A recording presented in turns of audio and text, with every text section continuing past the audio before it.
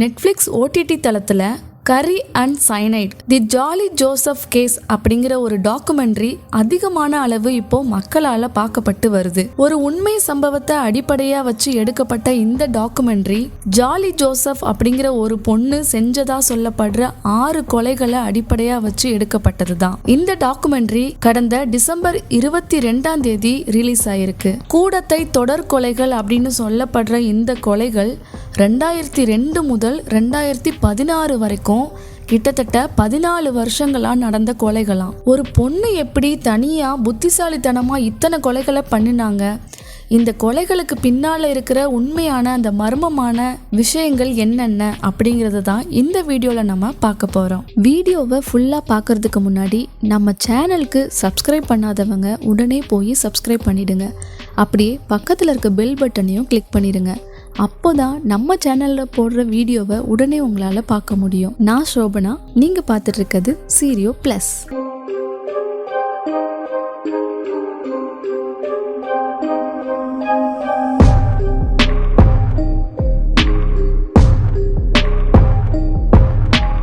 சரி, இந்த jolly Joseph அப்படிங்கிறவங்கள பற்றி ஃபஸ்ட்டு பார்க்கலாம். ஜாலி ஜோசப் வெளி தோற்றத்துக்கு ரொம்ப ஜாலியாக பழகக்கூடிய, அதே மாதிரி ரொம்ப ஃப்ரெண்ட்லியாக பழகக்கூடிய ஒரு பொண்ணாக இருந்திருக்காங்க. இடுக்கியில் இருக்கிற வாழவர கிராமத்தை சேர்ந்த ஒரு பணக்கார ஏலக்காய் விவசாயியோட மகளாக தான் இவங்க பிறந்திருக்காங்க. இவங்க குடும்பத்திலேயே முதல்ல காலேஜில் போய் படித்தவங்க இவங்க தானா. அது மட்டும் இல்லாமல் விவசாயத்தையும் தாண்டி வாழ்க்கையை பற்றி கனவு கண்ட ஒரு லட்சியம் கொண்ட பொண்ணாகவும் இருந்திருக்காங்க. இந்த ஜாலி ஜோசப் 1997 கூடத்தையின் பொன்னமட்டம் அப்படிங்கிற ஒரு குடும்பத்தை சேர்ந்த மூத்த மகனான ராய் தாமஸை இவங்க ரிலேஷன் வீட்டுக்கு ஒரு கிரக பிரவேச விழாவுக்கு போயிருக்கும் போது அவங்கள மீட் பண்ணியிருக்காங்க. ராயோட தந்தை யாருன்னு பார்த்தோம்னா கல்வித்துறையில ஒரு மூத்த எழுத்தாளராக இருந்திருக்காரு. ராயோட அம்மா யாருன்னு பார்த்தோம்னா அவங்க பேர் அன்னம்மா. இவங்க ஒரு ஸ்கூல் டீச்சராக இருந்திருக்காங்க. அதே மாதிரி ராய்க்கு ஒரு தம்பியும் தங்கச்சியும் இருந்திருக்காங்க. ராய்க்கு ஹைதராபாத்தில் நல்ல சம்பளத்தில் ஒரு வேலை கிடைச்சதாகவும் இந்த டாக்குமெண்ட்ரியில் சொல்லப்பட்டிருக்கு. ஒரு ஃபங்க்ஷனில் இவங்க 2 பேரும் மீட் பண்ணாங்க இல்லையா, அதுக்கப்புறம் ஜாலிக்கும் ராய்க்கும் நடுவில் காதல் ஏற்பட்டு அந்த வருஷத்தோட கடைசியிலேயே அவங்க 2 பேருக்கும் கல்யாணமும் முடிஞ்சிருக்கு. ஆனால் ஜாலி நினச்சது மாதிரி அவங்களோட திருமண வாழ்க்கை இல்லை. கல்யாணத்துக்கு அப்புறம் ராய் உண்மையிலேயே வேலை இல்லாம இருக்கிறது ஜாலிக்கு தெரிய வந்திருக்கு. ராய் நாள் முழுக்க வீட்டிலேயே சும்மா இருந்திருக்காரு. அதே சமயம் ஜாலியும் தன்னோட எம்காம் பட்டம் பத்தி பொய் சொல்லி தான் ராயை கல்யாணம் பண்ணியிருக்காங்க. அவங்க காலேஜுக்கு போனது எல்லாமே உண்மைதான், ஆனால் அவங்க முதுகலை பட்டம் வாங்கவே இல்லை. இந்த உண்மை ராயோட வீட்டில் தெரிய வந்ததுக்கு அப்புறம்தான் ஜாலியோட இந்த கொலை வேட்டை ஆரம்பமாயிருக்கு அப்படின்னே சொல்கிறாங்க. ஜாலியோட முதல் கொலை யாருன்னு பார்த்தோம்னா அவங்களோட 57 வயதான மாமியார் அன்னம்மா தாமஸ் தான். ஜாலியோட எம்காம் சான்றிதழ்களை பார்த்த அன்னம்மா அவங்கள வேலைக்கு போகணும் அப்படின்னு சொல்லியும் தொடர்ந்து நீ படிக்கணும் அப்படின்னு சொல்லி ரொம்ப வற்புறுத்தியிருக்காங்க அப்படின்னு தெரிய வருது. அன்னம்மா அவங்களோட ரிட்டையர்மெண்ட்டுக்கு அப்புறம் அதில் ரொம்ப விடாப்பிடியாக ரொம்ப பிடிவாதமாக இருந்திருக்காங்க அப்படின்னு சொல்கிறாங்க. அதனால என்ன பண்ணுறதுனே தெரியாத இந்த ஜாலி கோட்டயம் காலேஜில் தனக்கு கெஸ்ட் லெக்சரர் போஸ்டிங் கிடைச்சதாகவும் வீட்டில் போய் சொல்லிட்டு வெளியே போய் தங்கி இருந்ததாகவும் சொல்லப்படுது. வாரத்தோட கடைசி நாட்களில் மட்டும் இவங்க வீட்டுக்கு வந்துட்டு போயிட்டு இருந்திருக்காங்க. ஆனா தன்னோட மாமியார் அன்னம்மாவுக்கு தான் பொய் சொல்றது தெரியுமோ அப்படிங்கிற ஒரு பயமும் இவங்க மனசுக்குள்ள உறுத்திட்டே இருந்திருக்கு. கடைசியா 2002 வருஷத்துல இவங்க தன்னோட பிரச்சனைய தன்னோட கையாலேயே முடிச்சு வைக்கலாம் அப்படிங்கிற ஒரு முடிவுக்கும் வந்திருக்காங்க. அப்போ ஜாலி ஒரு கால்நடை மருத்துவமனைக்கு போய் அங்க நாய்களை கொல்றதுக்கான விஷத்தை வாங்கிட்டு வந்து கரெக்டா ஆகஸ்ட் 22 தன்னோட மாமியார் குடிக்கிறதுக்காக வச்சிருந்த சூப்ல அந்த விஷத்தை கலந்துட்டாங்க. அந்த சூப்பை குடிச்சு அவங்க மாமியார் அன்னம்மா அன்னைக்கே இறந்தும் போயிட்டாங்க.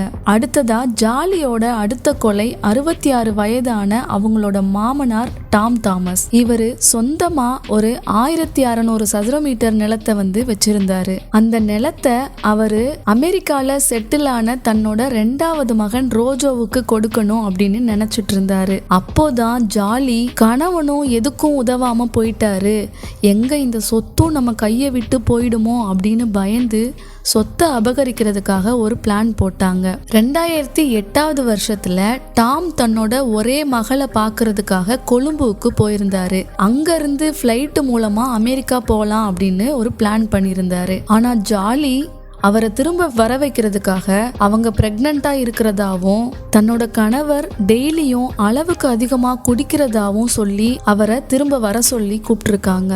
இதை கேட்டு ரொம்ப கவலைப்பட்ட டாம் சீக்கிரமாவே கேரளாவுக்கு திரும்பி வந்திருக்காரு. அவர்கிட்ட பேசி சிம்பத்தி கிரியேட் பண்ணி ஒரு வழியா சொத்து பத்திரங்களை எல்லாம் தனக்கு சொந்தமாக்கிக்கிட்டாங்க ஜாலி. அது மட்டும் இல்லாம டாமோட எல்லா சொத்துக்களையும் அவரோட கணவர் ராய்க்கு கொடுக்கறதுக்காக ஒரு போலி பத்திரத்தையும் ரெடி பண்ணியிருக்காங்க. அதை தொடர்ந்து முதல் கொலை நடந்து சரியா 6 வருஷங்களுக்கு அப்புறமா அவங்க தன்னோட மாமனாரான டாம் தாமஸை சயனைடை யூஸ் பண்ணி கொலை பண்ணியிருக்காங்க. ஜாலிக்கு அவங்க கூட கள்ள தொடர்புல இருந்த மேத்யூ அப்படிங்கிறவரால தான் இந்த சயனைடெல்லாம் கிடைச்சிருக்கு. இவங்க 2 பேருக்கும் நடுவில் இருக்க இந்த முறைகேடான உறவை டாம் கண்டுபிடிச்சிட்டதா சொல்லி ஜாலி மேத்யூவை சமாதானப்படுத்தி தான் சயனைடை வாங்கிட்டு வர சொல்லியிருக்காங்க. முதல் 2 கொலைகள்லையுமே எந்த டவுட்டுமே வராத நிலைமையில 3ஆவதா ஜாலி அவங்களோட ஹஸ்பண்டையே கொலை பண்ணியிருக்காங்க.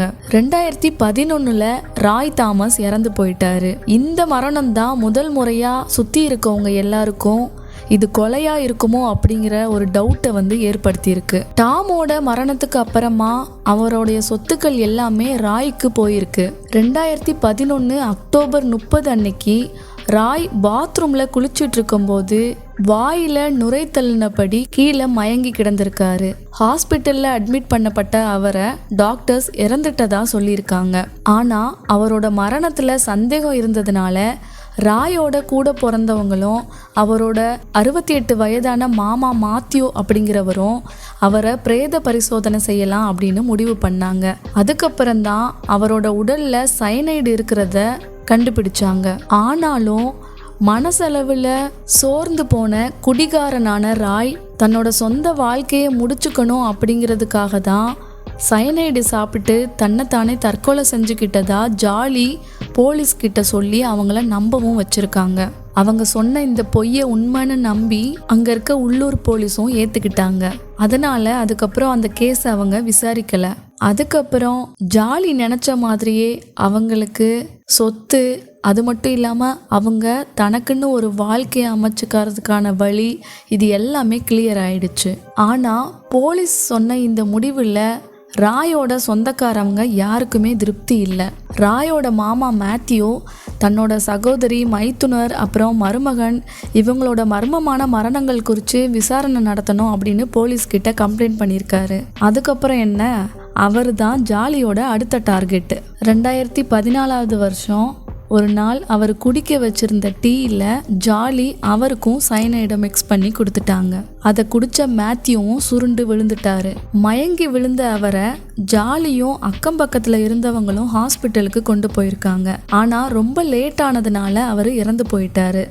இதுக்கிடையில ஜாலி தன்னோட மறைந்த கணவரான ராயோட ஒரு உறவினரான ஷாஜு ஜக்காரியாஷோட ஒரு உறவும் வச்சிருந்திருக்காங்க. அவரு ராய் மாதிரி இல்லாம ஒரு நிலையான வருமானம் வரக்கூடிய அளவுக்கு ஒரு ஸ்கூல்ல டீச்சரா வேலை பார்த்துட்டு வந்திருக்காரு. ஆனா அவரோட வாழ்க்கையை தொடரணும் அப்படின்னா ஜாலி நிறைய தடைகளை கடக்க வேண்டி இருந்துச்சு. அதனால ஷாஜுவை சார்ந்தவங்களையும் ஜாலி மெதுவா கொல்ல ஆரம்பிச்சாங்க. அதுல முதல்ல ஷாஜுவோட சிறிய மகள் அல்ஃபைன் 2014 வருஷம் மே 1 அன்னைக்கு ஜாலி அந்த சிறுமிக்கு சயனைடு கொடுத்து அந்த சிறுமியை கொன்னுட்டாங்க. அடுத்ததா கொலை செய்யப்பட்டவங்க ஷாஜுவோட மனைவி சிலி. 2016 ஜனவரி 11 ஜாலி சிலிய ஒரு பல் டாக்டர் கிட்ட செக்கப்காக கூட்டிட்டு போனதாகவும் அதுக்கப்புறம் அவங்களோட மருந்துல சயனைடை கலந்து கொடுத்து அவங்கள கொன்னுட்டதாகவும் சொல்லப்படுது. இப்போ ஷாஜுவோட வீட்லயும் எல்லாரையும் கொன்னதுக்கு அப்புறமா ஜாலி ஷாஜுவோட வீட்டுக்கு அடிக்கடி வரப்போக இருந்திருக்காங்க. இவங்க 2017 வருஷம் கல்யாணம் பண்ணிக்கலாம் அப்படிங்கிற ஒரு முடிவுலையும் இருந்திருக்காங்க. இந்த நிலைமையில தன்னோட அண்ணனோட மரணத்துக்கு அப்புறமா ஜாலியோட இந்த செயல்பாடுகளால ராயோட தம்பி ரோஜோ தாமஸ் ரொம்பவே மன உளைச்சலுக்கு ஆளாயிருந்தாரு. அதுக்கப்புறம் இவருக்கு ஏற்பட்ட இந்த சந்தேகங்களால தான் இறுதியாக 2019 ஜூன் மாதம் அவரோட பெற்றோர் மற்றும் சகோதரன் மரணம் குறித்து விசாரணை நடத்தணும் அப்படின்னு போலீஸ்கிட்ட கம்ப்ளைண்ட் பண்ணியிருக்காரு. அதுக்கப்புறம்தான் இறந்து போன இந்த உடல்கள் எல்லாமே தோண்டி எடுக்கப்பட்டு பிரேத பரிசோதனைக்கு அனுப்பப்பட்டிருக்கு. அதில் வெளிவந்த உண்மைகளால் 14 வருஷங்களுக்கு அப்புறமா ஜாலி தன்னோட குடும்பத்தில் இருந்த 6 பேரையும் சயனைடு யூஸ் பண்ணி கொலை பண்ணதை ஒத்துக்கிட்டு இருந்திருக்காங்க. அதுக்கப்புறமா தான் ஐபிசி பிரிவு 320 மற்றும் அது தொடர்புடைய பிரிவுகளின் அடிப்படையில் அக்டோபர் 2019 ஜாலி கைது செய்யப்பட்டாங்க. அதே சமயம் சயனைடு சப்ளை செய்த அவரோட காதலர் மேத்யூவும் கைது செய்யப்பட்டிருக்காரு. சுயநலத்துக்காக தன்னோட குடும்பத்தையே கொலை செய்யக்கூடிய அளவுக்கு இப்படியும் ஒரு பொண்ணா? இந்த வீடியோ உங்களுக்கு பிடிச்சிருந்தா உடனே லைக் பண்ணுங்க, ஷேர் பண்ணுங்க. வீடியோ பத்தின உங்களோட கருத்தை கமெண்ட் பாக்ஸ்ல போடுங்க. மறக்காம நம்ம சேனலை சப்ஸ்கிரைப் பண்ணுங்க. அப்படியே பக்கத்துல இருக்க பெல் ஐக்கானையும் கிளிக் பண்ணிடுங்க. தேங்க்யூ.